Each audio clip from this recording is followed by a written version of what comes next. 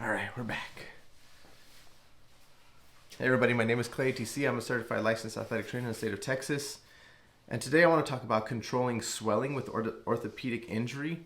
And I titled this post, methods that make sense, and we'll kind of explain why. So when it comes to controlling the amount of swelling that you can have after an orthopedic injury, there are only a few ways that really make sense that we can limit that.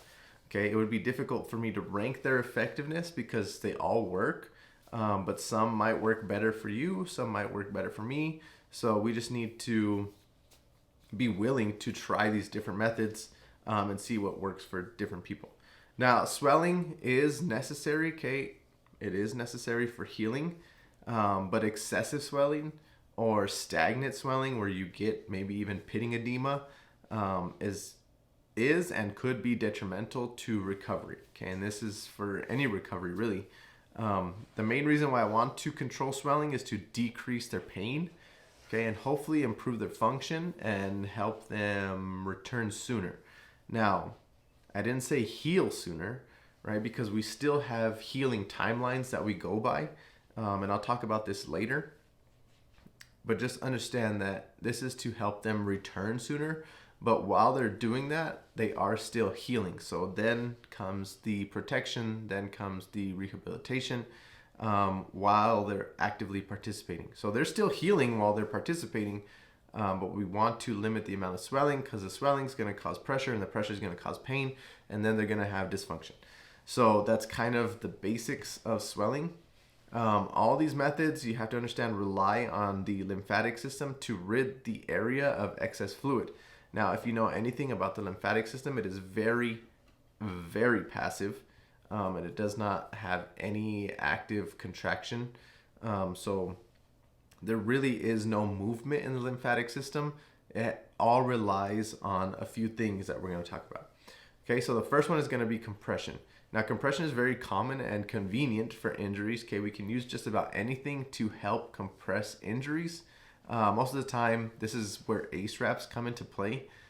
Quick tip is if and when you're going to use an ACE wrap, you want to wrap it from distal, which is furthest away from the trunk, to proximal. Okay, so from distal to proximal, and you want it to be a little tighter distally and a little looser proximally, and that's just going to help with the pushing of the swelling and help the lymphatic system move the edema and the swelling back to the trunk so it can be taken care of with other organs. All right, so the next one is going to be elevation. So elevation is one of the easiest methods that we can use to help limit swelling, but it isn't the most convenient, and it relies on elevating the body part, okay, above the heart.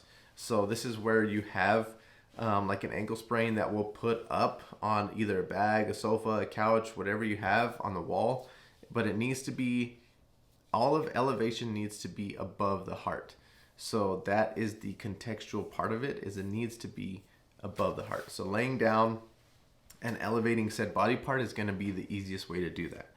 Okay, so this method uses gravity to help the lymphatic system move the edema or the swelling out of the area. So it is a very, very passive process that takes a lot of time. So elevation will work, and it does work, but it takes a lot of time because, again, if we just elevate it and leave it, then we're relying on gravity and we're relying on the lymphatic system to kind of move it out. So you have both. It's a very passive thing, but if you got the time, it works. All right. One higher end thing here is called closed packed position. And this is something that I help advocate a little more to the student athletes, is every joint has an open and a closed packed position. And basically the definition of closed packed position is when the articulating bones, okay, have the maximum area of contact with each other and is considered to be the most stable, and vice versa with open packed positions, okay? So it is very compact. So this does a few things. Something that naturally happens with orthopedic injury is the body wants to be, for some reason, okay, it's just natural for the body to want to be in what's called an open pack position during swelling. Okay, the joint is open, the swelling can kind of just move in there and sit in there and be comfortable, and that's what we want to try to limit. So we need to do the opposite. So if you ever notice people having, so if you ever notice somebody who's injured, and the ankle is a prime example of an open pack position, is when somebody sprains their ankle, usually they'll kind of tiptoe. They'll kind of tiptoe around, and that is an open pack position for the ankle joint. Okay, so the swelling can kind of move in and just sit in there. So I actually want them to do the opposite. I want them to kind of bear weight and really put pressure, okay, back or dorsiflexion, and that will be a nice closed pack position. So we need to reestablish closed pack position as soon as possible because, again, I've already defined it here, that it's very stable. It's very close, it's stable, and that's something that we need when it comes to orthopedic injury. So this also helps push any of that swelling and edema that we have in the area kind of out of there. So we want to close that joint. It'll help reestablish, the stability. It'll help move out the swelling, and that's pretty much the goal. So is it an easy process? No. Is it comfortable? No, but it is very, very effective, and it is something that I think about when it comes to swelling. All right, so the next one is range of motion or exercise. Movement can also be used to help limit swelling by aiding the superficial lymphatic system through edema through what we call or deem muscle pumping. Okay, so range of motion is a vital part of recovery and is used for rehabilitative goals. So we do use range of motion and exercise. Okay, and this is where you do get into discussions, debates, arguments, if you would, about how to best treat athletes and what works the best. Now, yes, you can use range of motion or exercise, but again, to me, this is just another tool that we have. It's not the end tool that can be used and the only thing that you should use, but it is something else that we can use. And that is where I'm trying to get this entire context of trying to limit or control swelling. Okay, so don't neglect range of motion or exercise. It is very important, especially when you're trying to get back to closed pack position, and especially when you're talking about compression. Okay, so the last thing I have here is massage. Okay, so massage can be used to help with stagnant or excessive swelling. Lymphatic massage is very effective as well if you have the time and energy. Okay, it does not need to be aggressive, and I do not recommend any lymphatic massage during the inflammation phase of injury. So I do use what we term a milking massage, and it does help with the lymphatic drainage. So if the person sprained their ankle is either one, unwilling to do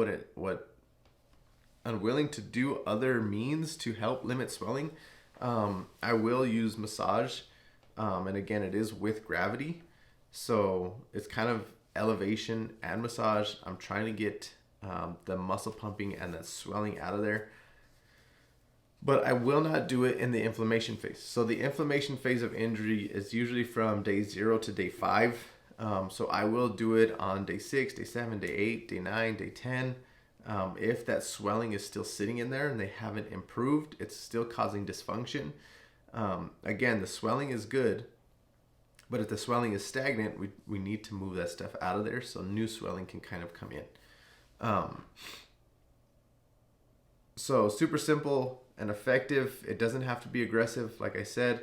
It just needs to be on the skin because the lymphatic system is very superficial. So we're just trying to milk the body part to get the lymphatic system moving, and we're trying to get some of that swelling out of there.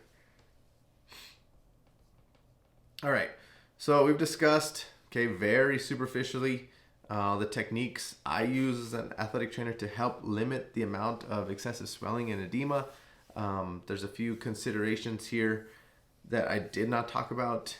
One of them is going to be your diet and what you're eating. Now, my wife is a registered dietitian, so she would probably be able to help you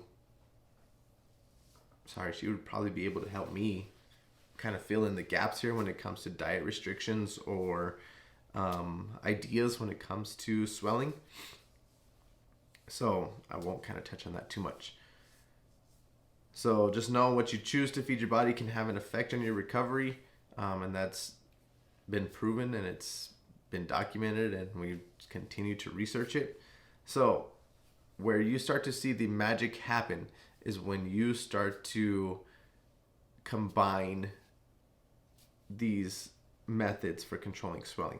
So they are standalone treatments. Okay, you can just use compression, you can just use elevation, you can just use closed pack position, you can just use range of motion or exercise, you can just use massage. But just understand where the magic happens is where we start to use multiple of these things.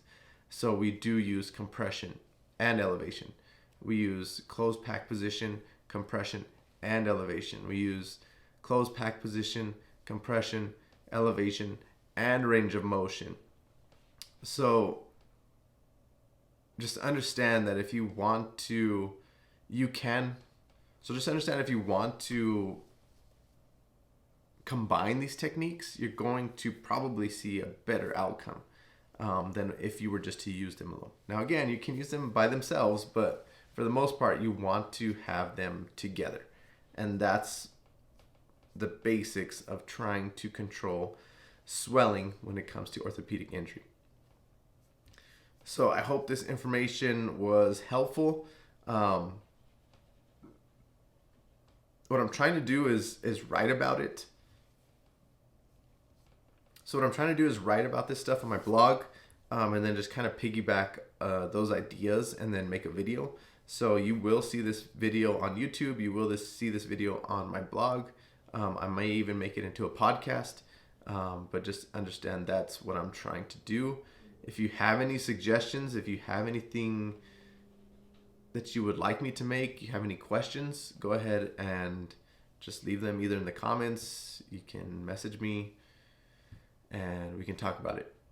So this is just stuff that I use that is very successful. And I just want to be able to help you do the same. See you guys in the next one.